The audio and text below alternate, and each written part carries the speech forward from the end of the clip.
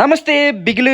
ఈరోజైతే మా నరేష్మాయ తోటి ఇలా సెట్టింగ్ అది స్టార్ట్ చేసాం. మా నరేష్మాయ నాకు అలిగేసిన మాయ నేను అక్కడ తీసుకెళ్ళట్లేదంటే ఈరోజు మా నరేష్మాయ ఒక బిల్డింగ్ అవుతే అప్పచెప్పుడు మాయ గాజువాక సత్వనపాలెంలో వాళ్ళ ఫ్రెండ్ అది అవుతాయి.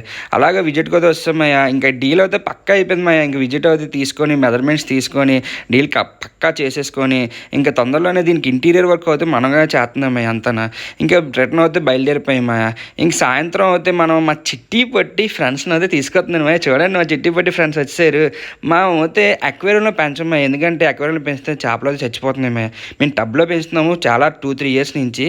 చాలా గ్రోత్ అవుతూ ఉంటుంది మేము టబ్లో పెంచితే. ఫస్ట్ టబ్లో అయితే అలవాటు చేయాలి మేము. దాని తర్వాత అయితే ఆ వాటర్ టెంపరేచర్కి మారిన తర్వాత ఫిషెస్ని యాడ్ చేయాలి మేమైతే ఫిష్ ఫుడ్ అయితే వాడుతున్నాం. గ్రోత్ అయితే బాగుంటుంది, యాక్టివ్గా ఉంటాయి ఫిషెస్ అయితే.